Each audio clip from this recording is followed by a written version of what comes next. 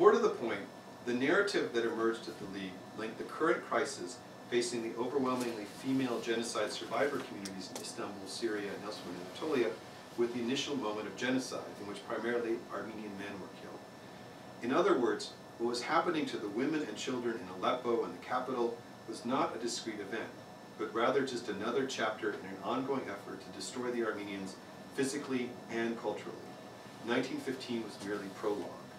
Equally, the mere fact that the cause of deported women and children had become a relatively central and important one was a recognition of how radical a departure the League's operations were from previous conflicts, where women and children were the least of post-conflict concerns. Addressing the welfare of women and children was part of a larger schema in which the return of male prisoners of war was equated with the rescue of women and orphans. This illustrates how the cause of the Armenians was being integrated into post-war discussions and debates about the meaning of World War I, the role of the League in preventing future conflicts, and promoting elements of Wilsonianism.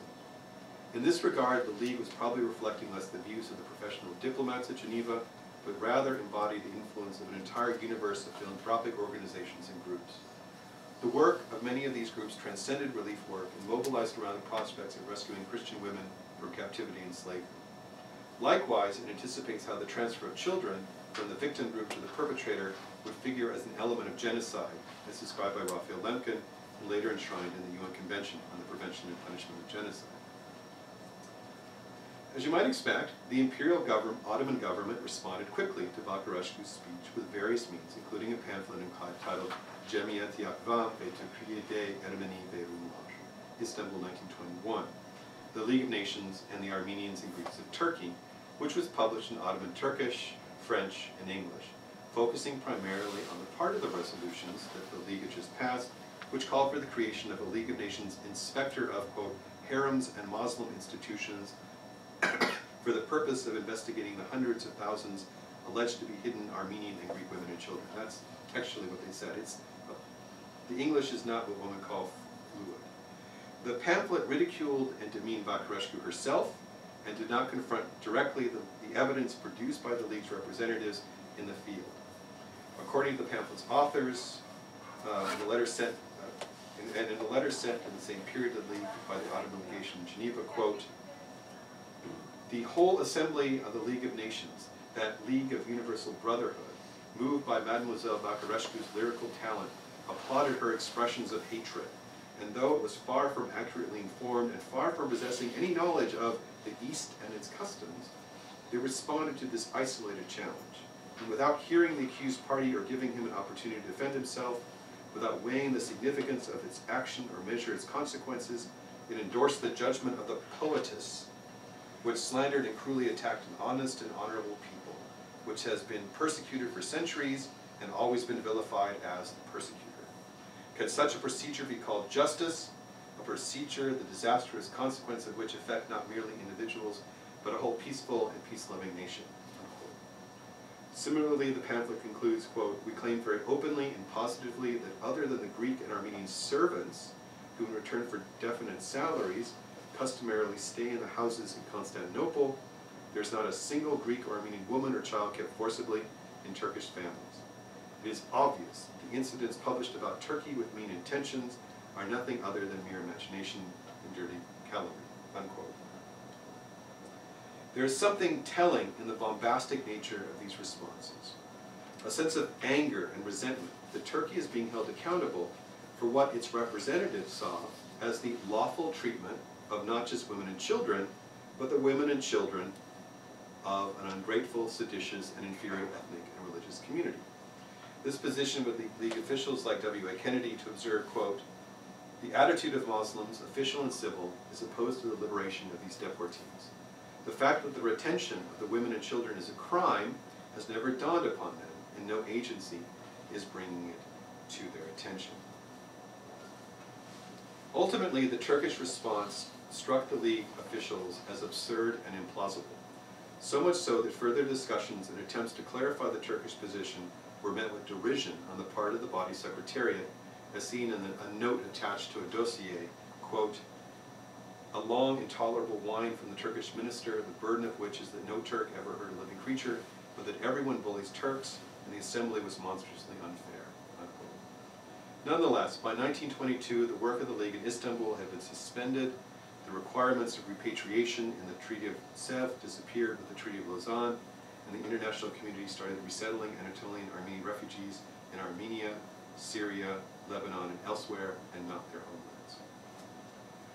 By way of a conclusion, this humanitarian and diplomatic confrontation between the West and the Ottoman Empire and then Turkey over the treatment of women and children survivors of the genocide reveals how denial formed against a specific set of challenges implicit and explicit in the emerging history of the genocide, and one that had become a feature of interwar humanitarianism and a retroactive justification for World War I. No less important was how this denial sought to defend Muslim political, social, and cultural preeminence, as well as domestic patriarchy and slavery, against the assertion by the West of emancipation as the price of Turkey's integration into the international system.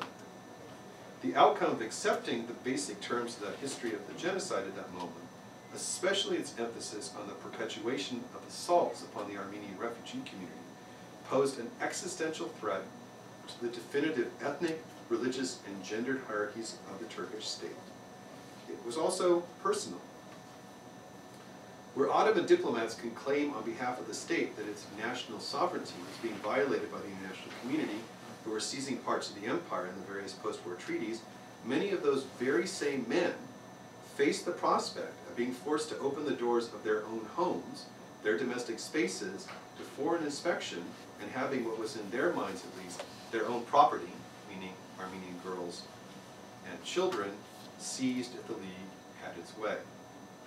The added benefit of understanding Armenian genocide denial at the earlier moments, the added benefit of understanding Armenian genocide denial at its earlier moments of articulation, especially where it intersects with the emergent humanitarian regime of the interwar period as a novel, but not unprecedented style of historicism, is recognizing it as a manifestation of an ideology and a manufactured and reactive defense.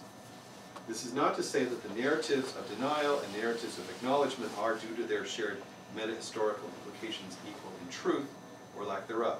Rather, each becomes more readily explained as a complex and understandable response to identifiable counter-narratives and their underlying ideology. In the end, seeing denial as less a reflection of a kind of unyielding and unchanging essential societal psychosis than a concerted act that has a contextual and historically bound basis suggests to me a way forward. The next question to ask, and one I will not be able to answer in the time left, is why is it that the Turkish state, a state which does not practice slavery, is ostensibly secular, and allows a form of religious freedom, though it is still important to note it is a state that routinely violates many of the human rights of its own citizens, but in a much different way, continues to deny the Armenian genocide. In other words, the practices of Ottoman state and society that generated the animus of the West, and in a parallel sense, the kinds of hate that suffused the Armenian-Turkish relationship at that moment are not permanent conditions, and many, if not most, are no longer present. This hatred that buttressed denial in the past is not a manifestation of an essential condition. It has identifiable, discrete, and recent origins. That does not mean that this hate is not real, but rather it has lingered long after the moment of danger that Benjamin talks about has passed. This is what I mean by hate in the past tense. Within the space created by the acknowledgement, the denial is a lingering effect, and not an essential condition is a path to reconciliation. From my own perspective, I look beyond Turkish acknowledgement of the genocide, which will happen, and will happen soon, especially as major fissures in the edifice of denial are opening in Turkish academia, journalism, civil society, and even diplomacy. Recognition carries with it little actual payoff. Recognition carries little actual payoff. Reconciliation, though, promises a whole range of benefits, including within Turkey an expansion of respect for human rights, and between Turks and Armenians, the expansion of trade, commerce, and cultural and intellectual exchange. One can make a very good objection to this argument, not the least of which is that Turkey, as a state sponsor of denial, should abandon that position before any substantive dialogue could occur. Nevertheless, we should acknowledge that denial is a purely political act, and that historians are in agreement that the Ottoman state intended to destroy the Armenians of the empire as a people. Knowledge of this fact of history should provide a baseline of confidence that might allow for a broader range of action and attitudes. It is in the recognition of hate in the past tense that history, here meaning the production of professional scholars of history, that history can have its most profound role. History is the tool we can use in historicizing hate, putting it in its historical context, an act that allows the distancing of one's present self from the people and events in the past. When done right, history can help us draw effective and meaningful moral and ethical distance from historical acts of barbarism and cruel indifference, not for the purpose of forgetting or letting go or self-congratulation, and certainly not for the more asinine formulation of getting over it, but rather for clearly human and humane remembrance that best serves the living. Thank you.